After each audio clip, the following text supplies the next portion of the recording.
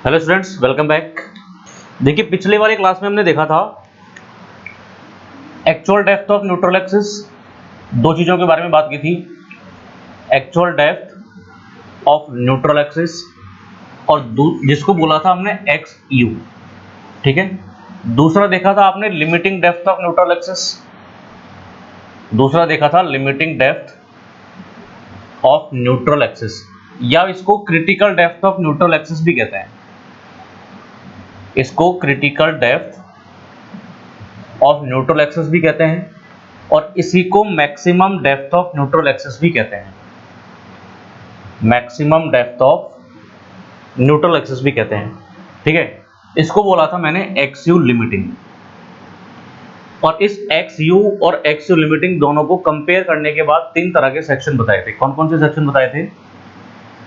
कि अगर x you का वैल्यू एक्स यू लिमिटिंग से छोटा है तो उसको बोलेंगे under reinforced section. Under reinforced section. ठीक है, दूसरा केस देखा था कि अगर एक्स यू का वैल्यू एक्स यू लिमिटिंग के बराबर है तो उसको बोलेंगे बैलेंस सेक्शन। Balance section. और अगर एक्स यू का वैल्यू एक्सीड करता है एक्स यू लिमिटिंग को तो that is over reinforced section. यहां तक की कहानी देख ली थी हमने पिछले वाले लेक्चर में। अब इन तीनों सेक्शन के बारे में बात करेंगे, अंडर रेनफोर्स, ओवर रेनफोर्स और balance section. Under reinforce section, over reinforce section and balance section. देखिए, अंडर रेनफोर्स सेक्शन की कंडीशन क्या है?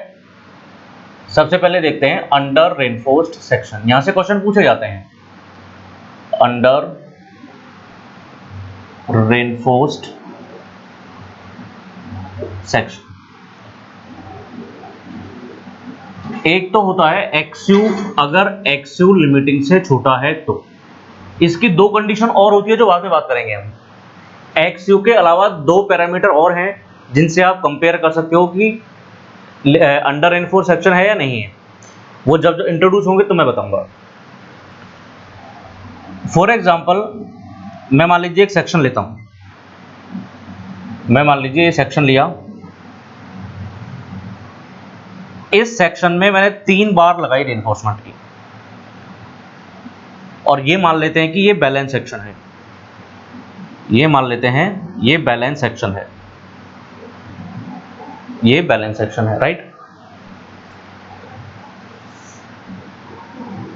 तो बैलेंस सेक्शन का न्यूट्रल एक्सिस की depth from extreme compression fibre is called what? X you.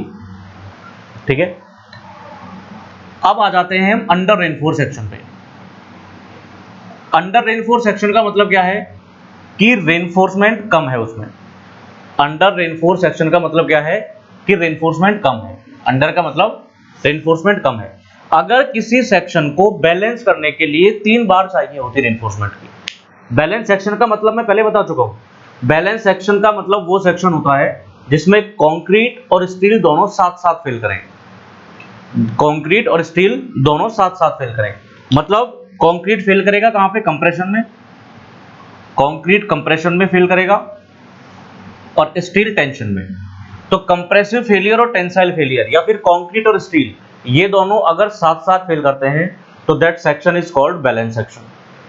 और उस बैलेंस सेक्शन को मेंटेन रखने के लिए, उस बैलेंस सेक्शन को मेंटेन रखने के लिए आपको 3 बार चाहिए थी रेनफोर्समेंट की। अब अगर मैं यहां पे 2 बार रेनफोर्समेंट की प्रोवाइड करवाता हूं, सपोज कीजिए कि 2 बार रेनफोर्समेंट की प्रोवाइड करवाया, तो ये जो न्यूट्रल एक्सिस है, इस न्यूट्रल एक्सिस को आप सेंटर ऑफ मास भी समझ सकते हो इस तरह से। तो नीचे से आपने एक स्टील की बार निकाल ली, और क्योंकि स्टील का यूनिट वेट कितना होता है? 78.5 किलो न्यूटन पर मीटर क्यूब, और कंक्रीट का होता है लगभग 24 किलो न्यूटन पर मीटर क्यूब। क्लियर है? तो अगर हमने नीचे से 78.5 इस यूनिट वेट का मटेरियल हटाया है तो न्यूट्रल एक्सिस की तरफ शिफ्ट होगा, ऊपर की तरफ शिफ्ट हो जाएगा, क्योंकि ये सेंटर ऑफ मास के जैसे भी काम करता है। तो होगा क्या? ये न्यूट्रल एक्सिस यहां शिफ्ट हो जाएगा ऊपर की तरफ। ये न्यूट्रल एक्सिस ऊपर की तरफ शिफ्ट हो जाएगा। तो अब जो डेप्थ बचा, सॉरी ये तो एक्स लिमिटिंग हो जाएगा, लिमिटिंग सेक्शन का। तो अब जो न्यूट्रल एक्सिस का डेप्थ है वो है XU। अगर आप इन दोनों को कंपेयर करोगे तो क्या कंडीशन बन रही है, XU का वैल्यू छोटा हो रहा है XU लिमिटिंग से। तो XU का वैल्यू XU लिमिटिंग से छोटा कब होगा, जब टेंशन साइड में बैलेंस से कम रेनफोर्समेंट होगा उस कंडीशन में। क्लियर है, बैलेंस से कम रेनफोर्समेंट हुआ उस कंडीशन में अंडर रेनफोर्स सेक्शन होगा। और जब बैलेंस सेक्शन के लिए मतलब जब कंक्रीट फेल कर रहा था तभी स्टील फेल कर रहा था, और उस स्टील के फेलियर के लिए 3 बार चाहिए थी। अब तुम्हारे पास कंक्रीट तो उतना ही है, कंक्रीट तो उतना ही है, लेकिन स्टील की तुमने एक बार कम कर दी, तो पहले फेल क्या करेगा, ऑब्वियस सी बात है स्टील पहले फेल करेगा। तो इस केस में पहले फेल क्या करेगा, स्टील फेल करेगा, स्टील फेल्स फर्स्ट। क्लियर है, इसमें पहले स्टील फेल करेगा। और स्टील का जो फेलियर है, स्टील का फेलियर ब्रिटल फेलियर होता है या डक्टाइल फेलियर होता है, क्योंकि यहां पे कंक्रीट फेल नहीं करेगा।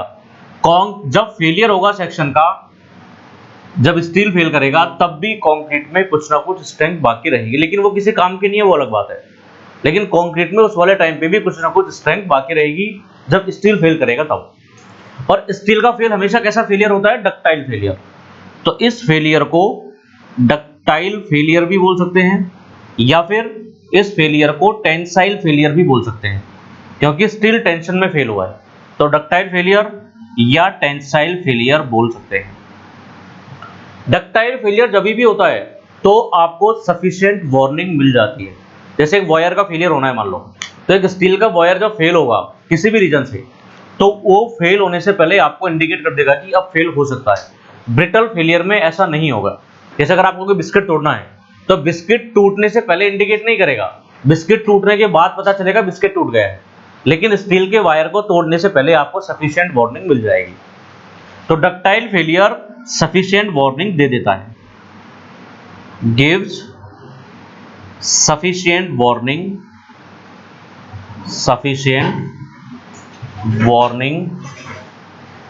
Before failure, give sufficient warning before failure. और ये वार्निंग किसके रूप में मिलेगी आपको, एक्सेसिव डिफ्लेक्शन के रूप में, कि अगर डिफ्लेक्शन बहुत ज्यादा है तो टेंसाइल फेलियर हो सकता है in the form of excessive deflection.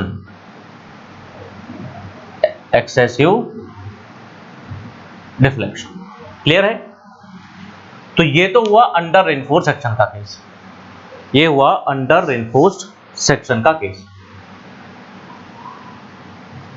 कि अगर इन दोनों को मान लीजिए कंपेयर करें, इनके स्ट्रेन डायग्राम से कंपेयर करें, मान लेते हैं अगर मैं स्ट्रेन डायग्राम बनाऊं इस बैलेंस सेक्शन का, जिसमें स्ट्रेस भी लिख देंगे हम, तो ये कुछ इस तरह का बनता है, मान लेते हैं कुछ इस तरीके का बनता है। यहाँ पे स्ट्रेन आ जाएगा कंक्रीट में, मैक्सिमम स्ट्रेन आ जाएगा कंक्रीट में, और जिसकी वजह से जो स्ट्रेस आएगा वो कितना आएगा, 0.45 FC के समथिंग। यहाँ पे जो स्ट्रेस आएगा वो भी स्टील में मैक्सिमम स्ट्रेस आ चुका होगा। कब, ये बैलेंस सेक्शन का केस है। तो दोनों अपने अपने मैक्सिमम वैल्यू पे पहुंच चुके होंगे। ये कितने पे पहुंच चुका होगा, 0.0035 पे, और ये कितने पे पहुंच चुका होगा, जो भी इसमें स्ट्रेस आएगा 0.87 FY/ES प्लस 0.002। ये कंडीशन कब है, ये कंडीशन है बैलेंस सेक्शन की, ये कंडीशन है बैलेंस सेक्शन की। लेकिन अगर अंडर रेनफोर्स सेक्शन हो, तो अंडर रेनफोर्स सेक्शन में देखिए क्या होगा, अंडर रेनफोर्स सेक्शन में कुछ इस तरीके का केस होगा।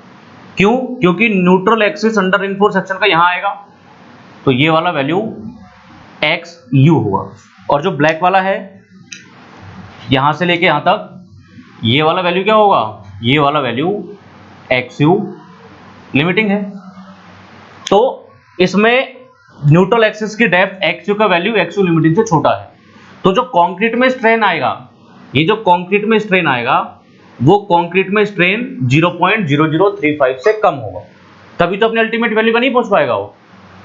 कंक्रीट में 0.0035 से कम आएगा, और क्योंकि कंक्रीट फेल कब माना जाता है, जब कंक्रीट में 0.0035 स्ट्रेन आ जाएगा।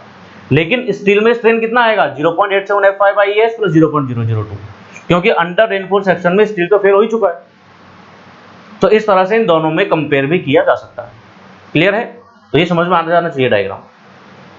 क्योंकि बैलेंस सेक्शन में, ये ब्लैक वाला डायग्राम है बैलेंस सेक्शन का, दोनों अपने अपने अल्टीमेट वैल्यू पे पहुंच रहे हैं बैलेंस सेक्शन में साथ साथ। तो इसके स्ट्रेन मैक्सिमम आ जाएगी, इसकी भी स्ट्रेन मैक्सिमम आ जाएगी। लेकिन अंडर रेनफोर्स सेक्शन में स्टील में तो मैक्सिमम स्ट्रेन है, मतलब स्टील तो फेल कर जाएगा, लेकिन कंक्रीट में मैक्सिमम स्ट्रेन नहीं आएगी, क्योंकि अंडर रेनफोर्स सेक्शन में कंक्रीट फेल नहीं करता है पहले। क्लियर है यहां तक? दूसरा केस देखते हैं,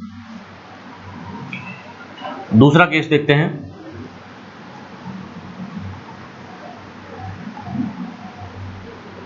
ओवर रेनफोर्स्ड सेक्शन, दूसरा केस देखते हैं, over reinforced section. Over reinforced section कब होगा? जब XU का वैल्यू XU लिमिटिंग को एक्सीड करेगा तब। जब XU का वैल्यू XU लिमिटिंग को एक्सीड करेगा उस वाले केस में। देखिए ये मान लीजिए बैलेंस सेक्शन है, ये बैलेंस सेक्शन है, और इस बैलेंस सेक्शन को मेंटेन रखने के लिए मुझे 3 बार चाहिए थी रेनफोर्समेंट की। तो इसके न्यूट्रल एक्सिस का डेप्थ हो जाएगा XU लिमिटिंग। क्लियर है? अब मान लीजिए अगर हम टेंशन साइड में, अगर हम टेंशन साइड में 3 की जगह पे 4 बार लगा दें, स्टील की 3 की जगह पे 4 बार लगा दें, तो क्योंकि स्टील का वेट ज्यादा है, स्टील का यूनिट वेट ज्यादा है कंक्रीट से, तो सेंटर ऑफ मास नीचे की तरफ शिफ्ट होगा। और अगर सेंटर ऑफ मास नीचे की तरफ शिफ्ट होगा तो न्यूट्रल एक्सिस भी नीचे की तरफ आ जाएगा, न्यूट्रल एक्सिस भी नीचे की तरफ आ जाएगा। और ये वाला जो डेप्थ होगा, ये वाला जो डेप्थ होगा ये हो जाएगा XU, ये वाला जो डेप्थ होगा वो हो जाएगा XU। इस वाले केस में XU का वैल्यू एक्सीड कर रहा है XU लिमिटिंग को, XU का वैल्यू एक्सीड कर रहा है XU लिमिटिंग को। जब बैलेंस सेक्शन के लिए जब 3 बार थी, जब हमारे पास 3 बार थी, तो इस 3 बार पे कंक्रीट भी फेल हो गया बैलेंस सेक्शन में, क्योंकि साथ साथ फेल होते हैं, और इस 3 बार पे स्टील भी फेल हो गया, इस 3 बार पे स्टील भी फेल हो गया। अब अगर मैं कंक्रीट की तरफ से सोचूं, अगर मैं कंक्रीट की तरफ से सोचूं तो कंक्रीट तो इस कंडीशन में फेल हो जाएगा, मतलब इससे ज्यादा कैपेसिटी कंक्रीट के पास तो नहीं है, कंप्रेसिव स्ट्रेस को बियर करने की कैपेसिटी कंक्रीट के पास इससे ज्यादा नहीं है, और हमने कंप्रेशन साइड में कोई रेनफोर्समेंट भी नहीं डाला होगा। क्लियर है? इससे ज्यादा कैपेसिटी कंक्रीट के पास नहीं है। तो जब 3 बार थी तब भी ये फेल हो जाएगा। अगर मैं 3 की जगह पे इसमें 30 बार भी लगा दूं, अगर मैं 3 की जगह पे 30 बार भी लगा दूं, 30 बार भी लगा दूं, तो भी कंक्रीट के स्ट्रेंथ पे कोई फर्क पड़ेगा क्या? क्योंकि अगर आप यहाँ पे मान लीजिए रेनफोर्समेंट और डाल दो, यहाँ पे मान लीजिए दुनिया भर का सरिया लगा दिया आपने, सपोज करिए, तो कंक्रीट को तो यहाँ फेल होना है, कंक्रीट को तो इस वाले हिस्से में फेल होना है, और इस वाले हिस्से में कोई भी स्टील नहीं है। तो यहाँ भले ही कितना भी आप स्टील लगा दो, लेकिन कंक्रीट तो यहाँ पे फेल हो ही जाएगा, कंक्रीट तो यहाँ पे फेल हो ही जाएगा। तो इस 3 बार से ज्यादा भले ही कितने भी बार लगाओगे तो कंक्रीट तो फेल हो ही जाएगा, और 3 से ज्यादा बार लगाने पे स्टील फेल नहीं होगा, क्योंकि स्टील की तो स्ट्रेंथ ज्यादा है। आपने क्या किया, स्टील का एरिया बढ़ा दिया, तो टेंसाइल स्ट्रेस बियर करने की कैपेसिटी तो बढ़ गई, लेकिन ये सेक्शन यहाँ पे फेल कर जाएगा, कंप्रेशन में फेल कर जाएगा, तो कंक्रीट तो फेल कर ही जाएगा। तो इसमें हमेशा क्या फेल होगा? कंक्रीट पहले फेल होगा, इसमें कंक्रीट पहले फेल होगा। और कंक्रीट का फेलियर कैसा होता है? कंक्रीट का फेलियर ब्रिटल फेलियर होता है, और ब्रिटल फेलियर फेलियर होने से पहले किसी तरीके की कोई सूचना नहीं देता। ठीक है? ब्रिटल फेलियर फेल होने से पहले किसी भी तरीके की कोई सूचना नहीं देता।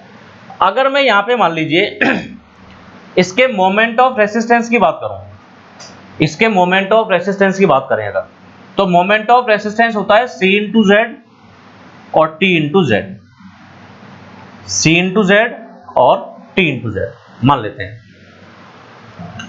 अब होगा क्या, IS कोड ऐसा कहता है, IS कोड ऐसा कहता है कि जो चीज पहले फेल कर रही है, जो चीज पहले फेल करती है, उस क्राइटेरिया से आपको मोमेंट ऑफ रेसिस्टेंस निकालना है। अंडर रेनफोर्स सेक्शन में पहले स्टील फेल करता था, पहले स्टील फेल करता था, तो आईएस कोड ऐसा कहता है कि आप इसका जो मोमेंट ऑफ रेसिस्टेंस कैलकुलेट करो वो T इंटू जेड करो। लेकिन अगर हम इसका C इंटू जेड से भी करते हैं तो भी आंसर सेम आता है।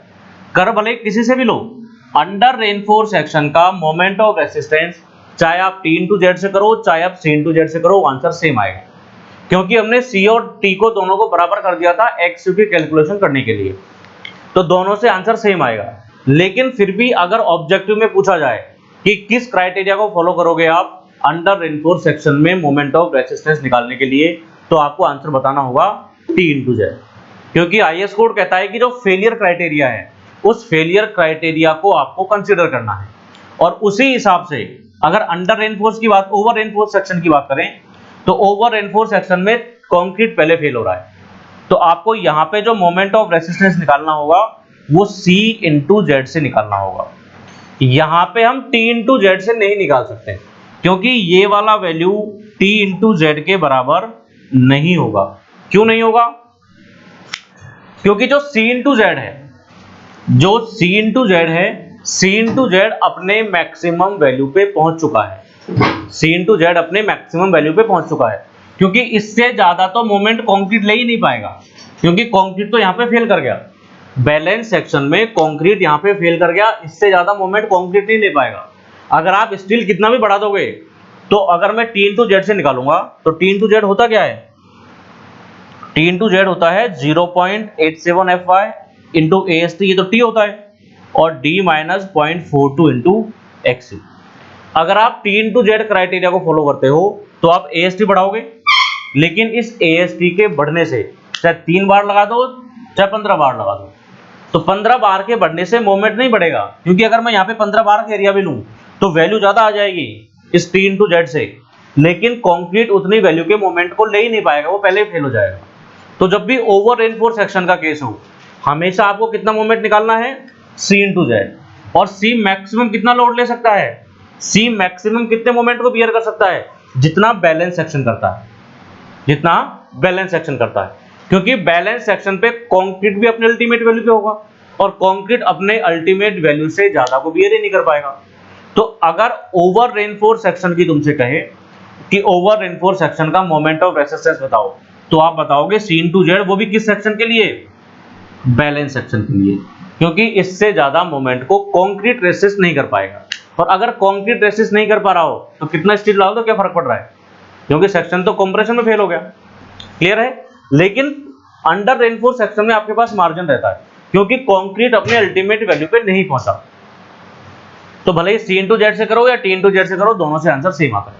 यहां ऐसा मत करना ओवर रेनफोर्स सेक्शन में। क्लियर है? अगर इनके स्ट्रेन डायग्राम का रिलेशन देखें दोनों का, ओवर रेनफोर्स सेक्शन में अगर ओवर रेनफोर्स का और बैलेंस का देखें तो क्या होगा?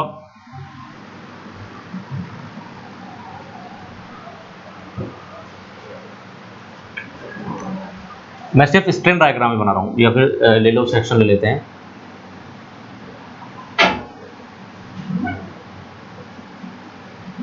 ये बैलेंस सेक्शन, ये एक्सयू लिमिटिंग। तो इसका अगर स्ट्रेन डायग्राम बनाओगे तो स्ट्रेन डायग्राम इस तरह बनेगा कुछ लाइक दिस। उस वाले केस में कंक्रीट का स्ट्रेन आ जाएगा 0.0035 और स्टील का स्ट्रेन आ जाएगा 0.87 FY by ES plus 0.002। Clear? लेकिन होगा क्या अगर ओवर रेनफोर्स सेक्शन की बात करें, तो ओवर रेनफोर्स सेक्शन में क्या होगा? अच्छा, ये ब्लैक वाला तो है एक्सयू लिमिटिंग, ये लिमिटिंग सेक्शन के लिए है। अगर आप ओवर रेनफोर्स सेक्शन में आओगे तो ओवर रेनफोर्स सेक्शन में neutral axis will shift downwards, neutral axis will shift downwards, तभी तो एक्सयू की वैल्यू बढ़ेगा, एक्सयू लिमिटिंग को एक्सीड करेगा। और यहां से अगर देखोगे तो क्योंकि कंक्रीट अपने अल्टीमेट वैल्यू पे जा चुका है, कंक्रीट अपने अल्टीमेट वैल्यू पे पहुंच गया बैलेंस सेक्शन में ही, तो ओवर रेनफोर्स सेक्शन में भी क्या होगा, कंक्रीट अपने अल्टीमेट वैल्यू पे होगा लेकिन स्टील नहीं होगा।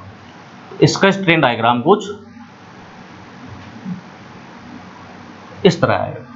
कंक्रीट अपने अल्टीमेट वैल्यू पे है लेकिन स्टील का जो वैल्यू है स्ट्रेन का वो कम है इससे 0.87 FY/ES plus 0.002। Clear?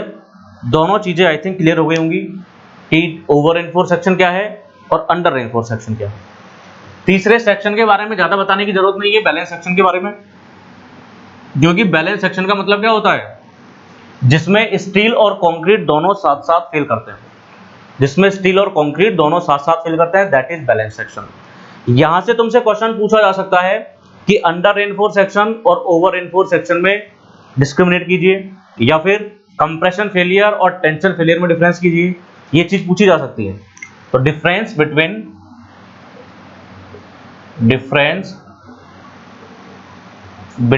Compression failure,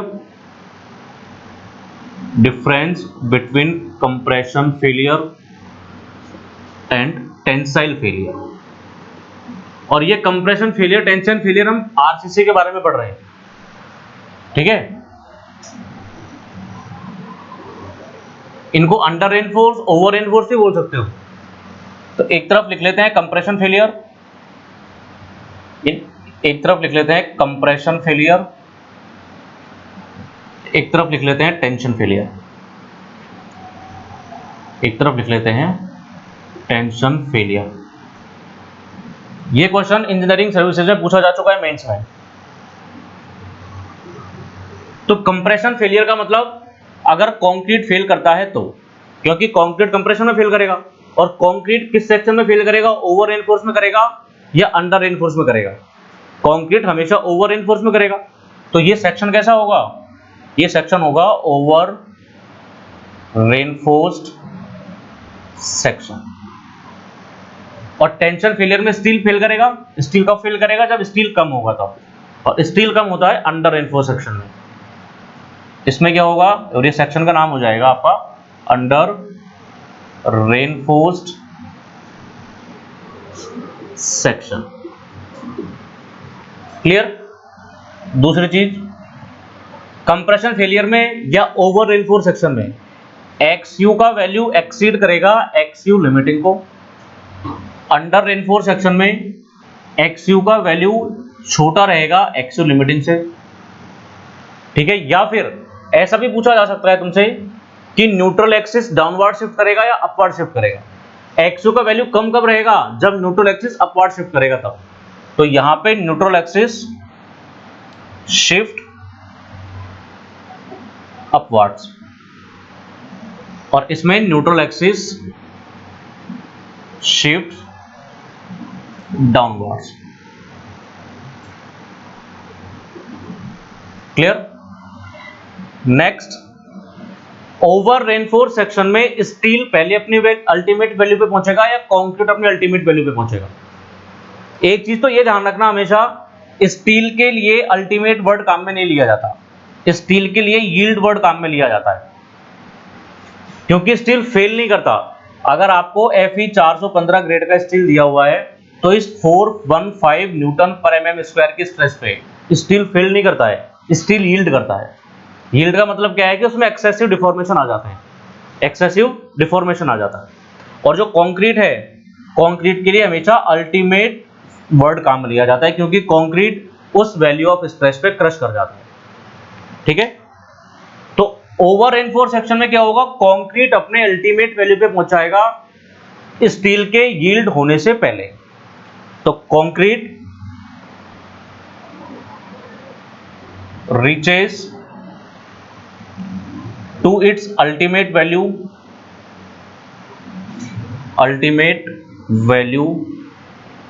of stress prior to steel yields,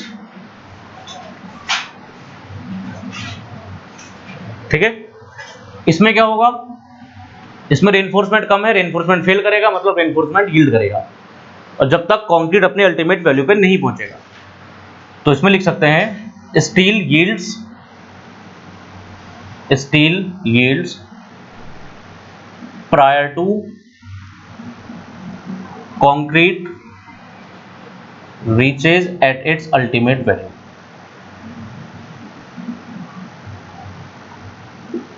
ठीक है, मतलब यहां पे तो स्टील फेल करेगा ही नहीं, यहां पे कंक्रीट फेल नहीं करेगा।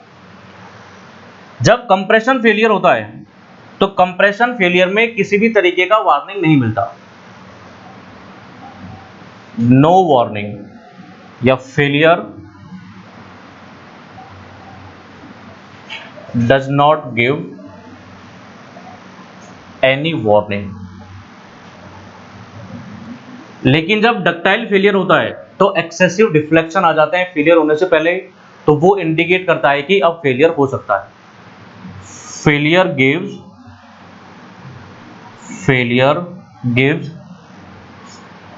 sufficient warning, failure gives sufficient warning in the form of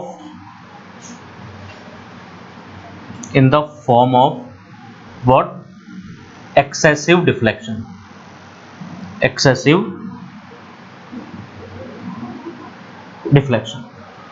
तो ये डिफरेंशिएशन आपसे कंप्रेसिव फेलियर और टेंसाइल फेलियर में पूछ सकता है डिफरेंस, आपसे under reinforce over reinforce section में भी पूछ सकता है डिफरेंस, तो दोनों का आंसर सेम होगा।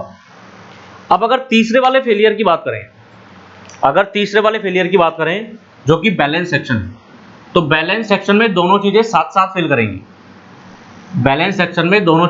फेल करेंगी, कंक्रीट और स्टील। तो उसको आप कंप्रेसिव फेलियर भी बोल सकते हो और टेंसाइल फेलियर भी बोल सकते हो, तुम्हारी मर्जी है। तो बैलेंस सेक्शन जब होगा तो बैलेंस सेक्शन में स्टील और कंक्रीट दोनों साथ साथ फेल करते हैं साइमल्टेनियसली।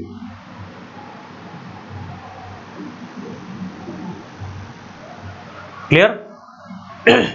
तो इस तरह से ये तीनों सेक्शन समाप्त होते हैं, under enforce, over enforce, balance section. Next lecture में बात करेंगे हम कि किस तरह से इनका मोमेंट ऑफ रेसिस्टेंस कैलकुलेट किया जाता है। आज के लेक्चर में सिर्फ इतना ही। Thank you so much, have a good day.